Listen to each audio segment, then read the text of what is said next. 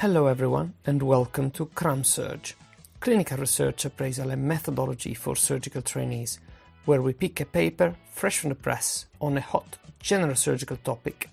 We review it for you, we present it for you, we critique its methodology for you, and provide top-of-the-field expert opinions and teaching on research appraisal and methodology. My name is Gio Perrin, and together with Professor Saba Balasubramanian, Adam Haig, Ben Wood and Josh Lau, we bring you CRAMSURG from the wonderful region of the Yorkshire and the Humber.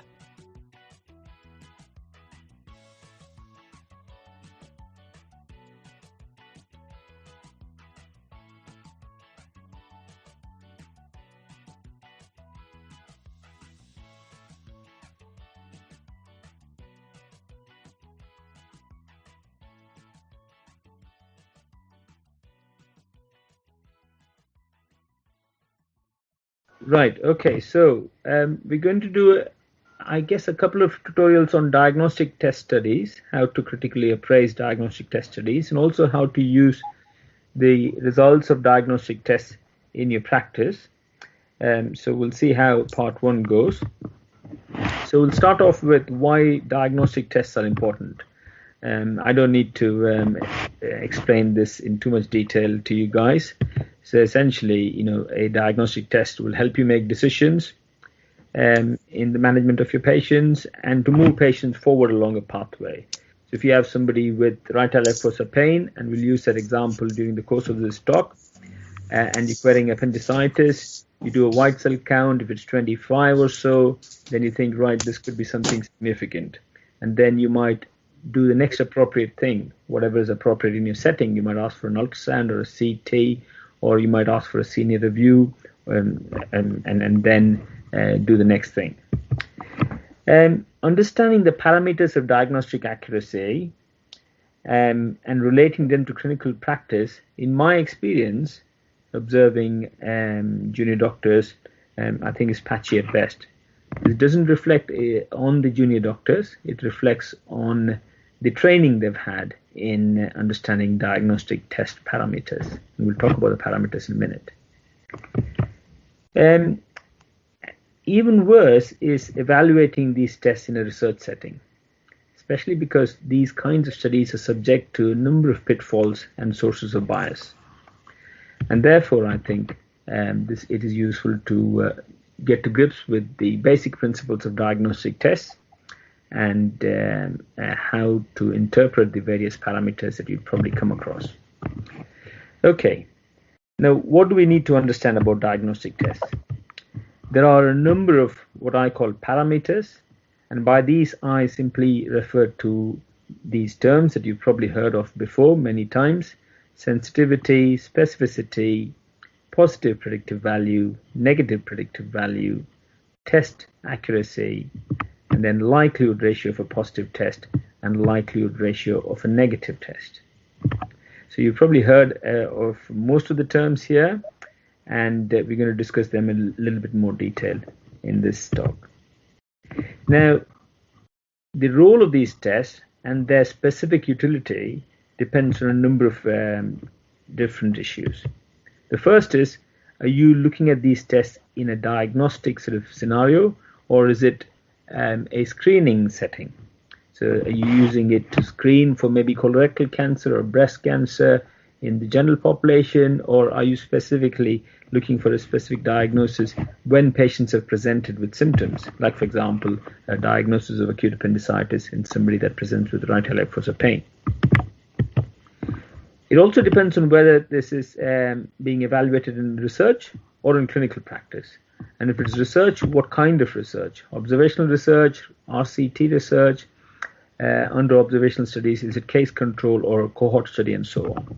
And again, I hope as I explain this further, that'll become clear. The role of these parameters and the utility also depends on the nature of the question.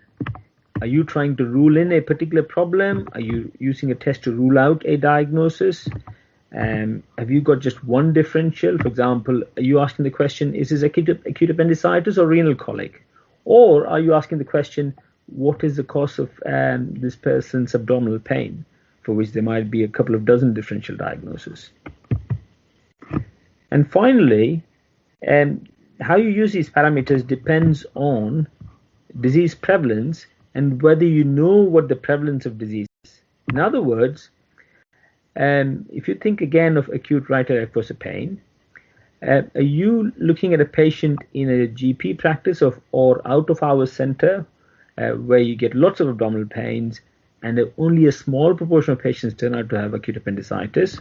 Or are you looking at a patient in the surgical admission unit where the patient has already been evaluated by an SHO or a core trainee and admitted in the admission unit, and you're being called on as registrar to come and exclude appendicitis?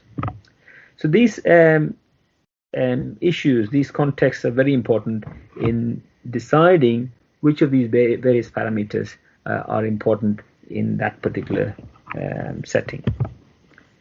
Okay, let's start off with a scenario. It's always good to start off with an example, put matters in context, and then try and pick out the values of these parameters. So I've got an abstract from a paper in the Lancet from almost 20 years ago. But this is a very interesting paper with some important lessons for us all. So this was a case control study on the new screening technique in ovarian cancer. And just to give a bit of background, you probably all know this, ovarian cancer is quite aggressive. Most patients present late, and management options are pretty limited because patients present with advanced disease, right? So if you have a screening technique that identifies women at risk of ovarian cancer, that'll be quite a promising thing to work on, and lots of people will be interested in it. So this study looked at a special technique where they drew a blood sample and looked at the patterns of a number of peptides in the blood. Essentially, the technique is called serum proteomic profiling using cell-DTOF mass spec. You don't have to worry about the technique, just to know that it was cutting-edge technique at least 15-20 years ago. And this study had all the hallmarks of a landmark paper. New findings, they used advanced proteomics and bioinformatic techniques. It was a famous institution in the US, and the publication is in a reputed journal. So it's going to create a lot of interest in a lot of people, especially people involved in ovarian cancer management. So let's look at the data. So I've summarized the data from this fairly complex paper into a simple 2x2 contingency table. So 2x2 table, meaning that you've got cancer and healthy people, the data for these patients arranged in columns, and in rows you've got the special test, we'll just call it the proteomic test, and the test results arranged as positive and negative. So you've got 4 cells, A, B, C, and D, and you have the test results in patients with and without cancer arranged in this specific order. So hopefully that'll be obvious on the screen. So you've got 50 patients with ovarian cancer who had a positive test. No patients with ovarian cancer had a negative test. 3 patients without ovarian cancer with some other benign ovarian disease had a positive test, and 63 benign patients had a negative test. Okay, so on the face of it, it looks like a great test. So let's look at the parameters that we tend to talk about. So sensitivity. Sensitivity is essentially the number of patients with the disease that the test picked up, or the test was positive. So it's A over A plus C. The next one is specificity. So this refers to the proportion of patients without the disease who were test negative. Okay, so that's 95%. So you had a sensitivity of 100%, specificity of 95%, right? The third parameter that we often talk about for diagnostic tests is accuracy. Accuracy basically refers to the proportion of all test results that turned out to be true. So it is A plus D, I'm sorry for the typo, it has to be A plus D divided by the whole cohort of patients, A, B, C, D. So that was 97.4%. So somewhere between the sensitivity and specificity values. The next thing they reported on in this paper is what we call the positive predictive value, which is the number of patients with a positive test, which is A plus B, who actually have the disease. So that's 94%, and negative predictive value is the proportion of patients who did not have the disease amongst the negative test cohort. So that is D over C plus D. That is 100%. So I'm sorry if this is all getting a bit too much, but you can always come back and look at these definitions and see if the calculations are right. The calculations are right as presented, so we'll just move on. So you might think, what's the problem? So you've got really good values, so sensitivity, specificity, accuracy, positive and negative predictive value. So this test must be really super and should really be implemented and used as a screening test for ovarian cancer if it is replicated and validated by other studies, right? No, there's a hitch though. So let's look at the table again. Now, a positive predictive value of 94% is just too good to be true. Why do I say that?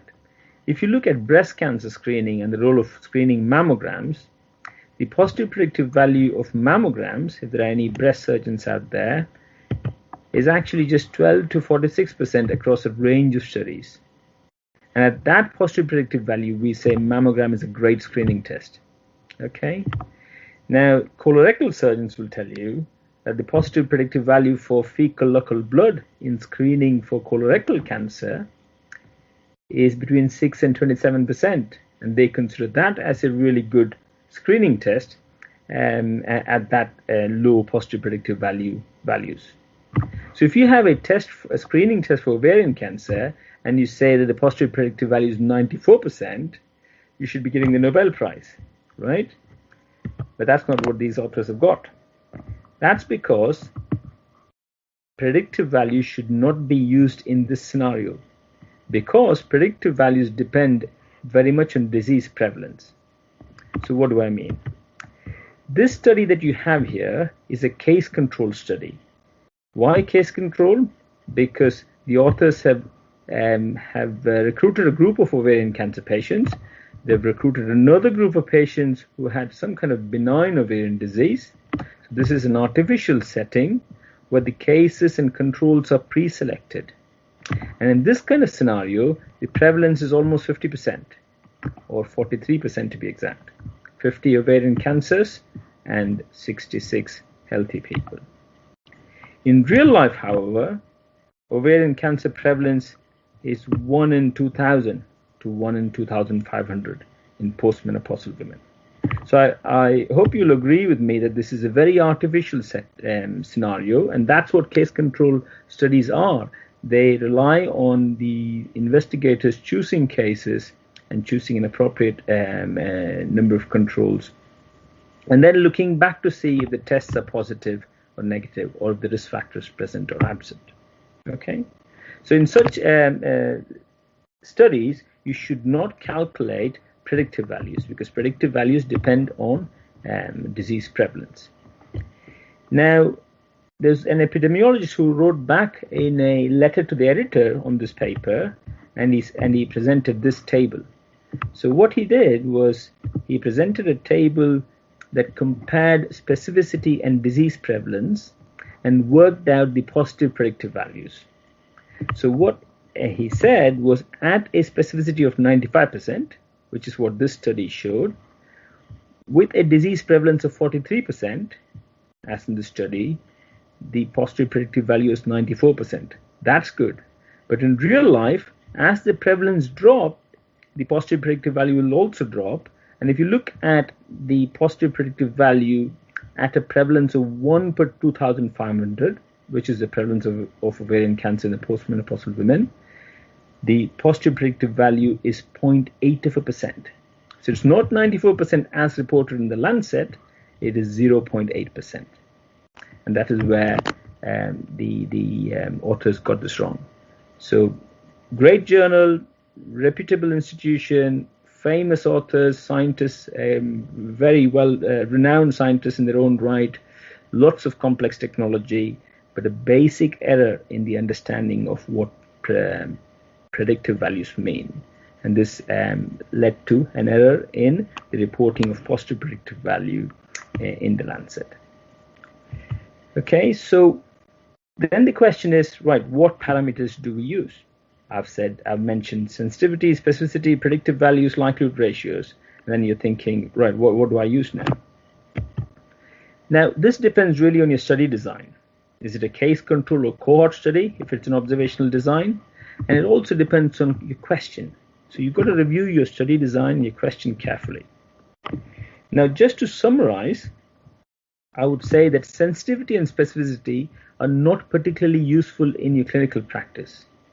So let's say you have somebody with right electrolytic pain and you do an ultrasound scan and you get a positive result, thickened appendix with a bit of fluid and so on and so forth, and you look up the British Journal of Surgery and you find that the sensitivity of ultrasound in appendicitis is 85% and the specificity is 90%.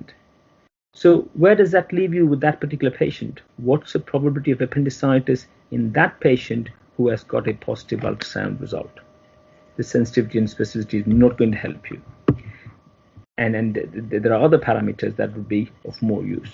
However, these two parameters are of use in comparing different tests in a research setting. So if you're comparing ultrasound, CT, MR and appendicitis, and you get sensitivities and specificities from a research study, then that will be of use. Or they'll be useful in a systematic review.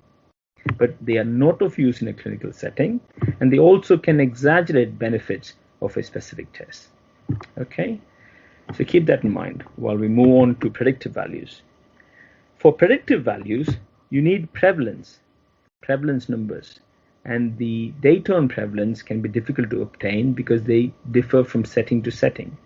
The prevalence of acute appendicitis in a GP setting is going to be very different to a prevalence of acute appendicitis in the surgical admission unit. Okay, and prevalence should only be calculated from cohort studies, not from case control studies as these authors mistakenly did. And prevalence is of particular use in screening studies, because in screening studies you're conducting the study in a healthy population or in the general population, people at risk. So you know what the prevalence is going to be in people at risk, or you should know. Okay, so I'll explain this again. So sensitivity and specificity are not particularly useful in clinical practice. They are more of use in research, or if you're doing a systematic review comparing tests. Predictive values are of use in screening studies. Okay, so you're wondering, what about diagnostic studies then? What do I use in when I'm on call and evaluating a patient with right electrolytic pain? Likelihood ratios. This is what ought to be used. And you think this is not something we commonly talk about. I've probably not heard of them. However, this is the one that is most useful in the diagnostic context. And the next couple of slides, I hope I'll be able to convince you of that. So I'll go through a few advantages of likelihood ratios, and then I'll explain how these are calculated, and then we'll discuss an example in practice. So likelihood ratios can be used in settings with different prevalences. So that will be a big positive. Likelihood ratios can also be used for variables with more than two outcomes.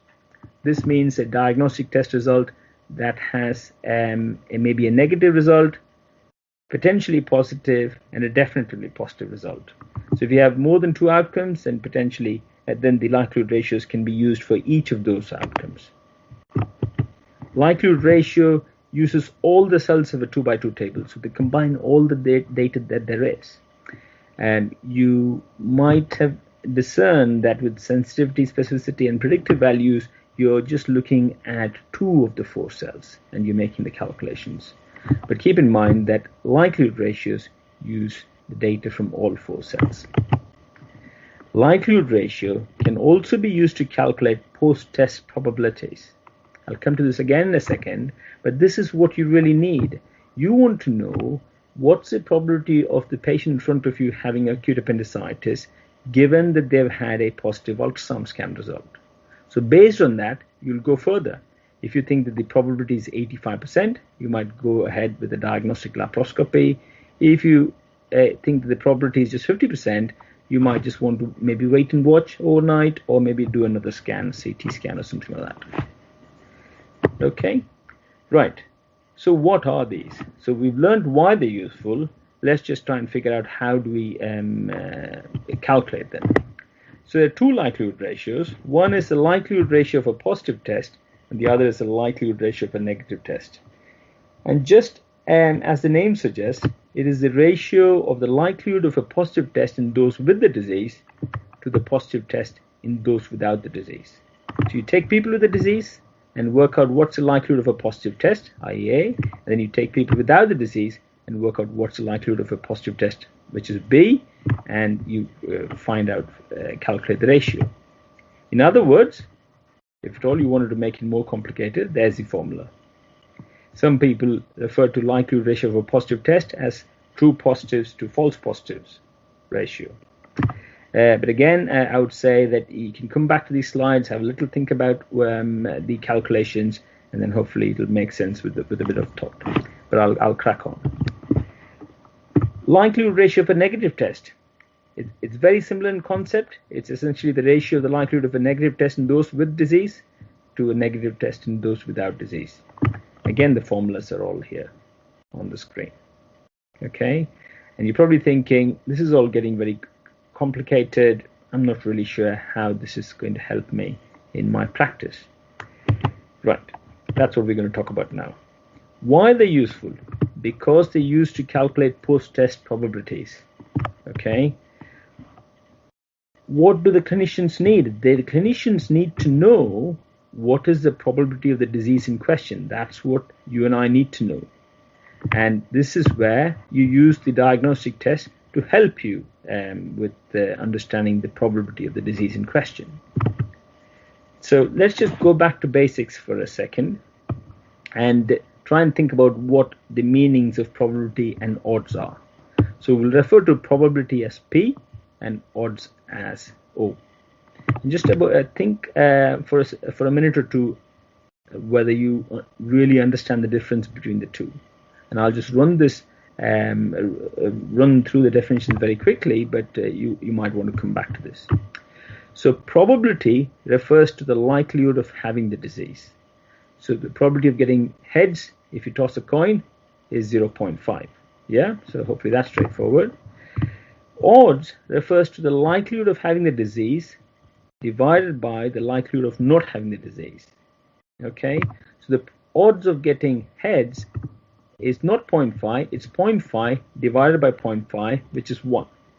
Okay, and based on this, I hope you will agree with me that you can calculate the probability from a given odds and vice versa. Calculate odds based on a given probability. Okay, now likelihood ratio of a positive test enables you to calculate post-test odds. And it's a very simple calculation. Post-test odds equals pre-test odds times likelihood ratio of a positive test. Okay, so if you're still with me, you can calculate post-test probability based on post-test odds. And then you have the probability of the disease in question. Right, now let's look at an example. I hope this will make things a little bit clearer. So we'll go back to the setting of right iliac fossa pain and tenderness, and let's consider two scenarios. Two patients, different patients, referred by the GP. The first patient is a 25-year-old male with no prior history of abdominal pain. The GP said, please can you evaluate this patient, probable appendicitis. And then you have a 35-year-old female with a history of previous urinary tract infections, history of endometriosis, and coming in with abdominal pain. And again, the GP sent the patient to you, asking you to evaluate. Now, surely you'll agree that there is a difference in the likelihood of both of these patients having appendicitis. Therefore, let's put some numbers. So I have said that the probability of the male having appendicitis is 0.3, which means an odds of 0.5, because the odds is the probability of the patient having appendicitis to the probability of the patient not having appendicitis. So roughly 0.3 divided by 0.6, so that'll be 0.5. Yeah.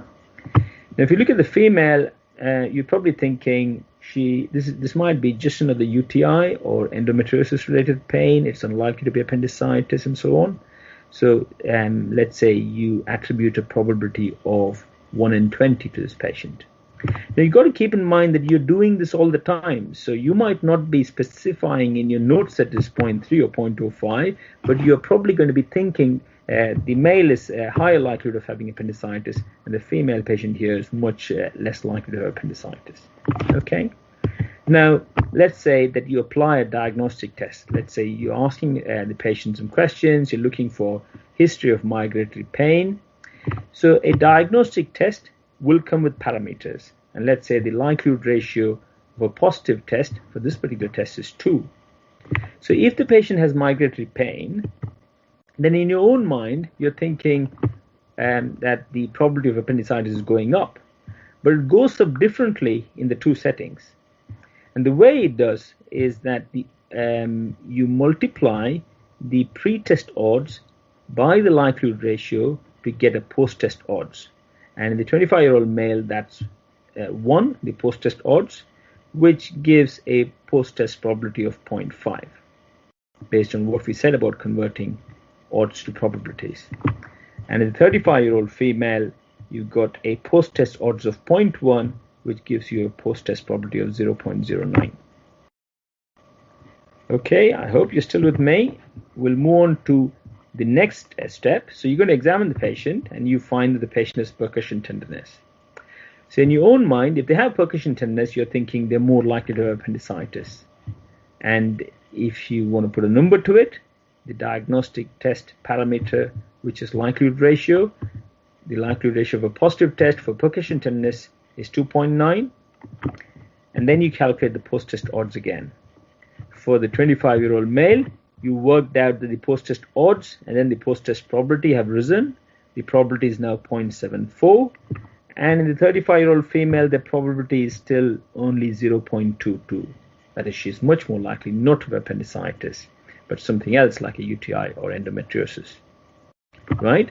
So you can see that despite you using the same tests in both patients, you're coming up with different probabilities. So you're going to take the 25-year-old male with migratory pain and percussion tenderness probably to theater for laparoscopy, or maybe you want to do an ultrasound scan. But you're probably going to be much more relaxed about this 35-year-old female who has the same migratory pain and the same percussion tenderness. So I hope this example gives you some understanding of why the same diagnostic test result might lead you to doing different things.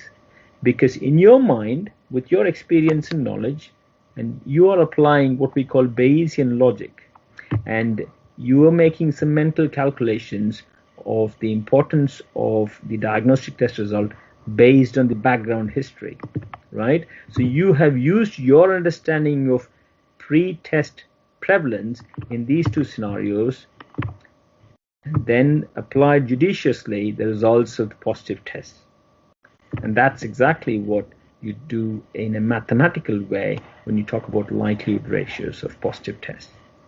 Okay, so the sensitivity is not going to help you here. Specificity of your migratory pain or percussion tenderness is not going to help you here.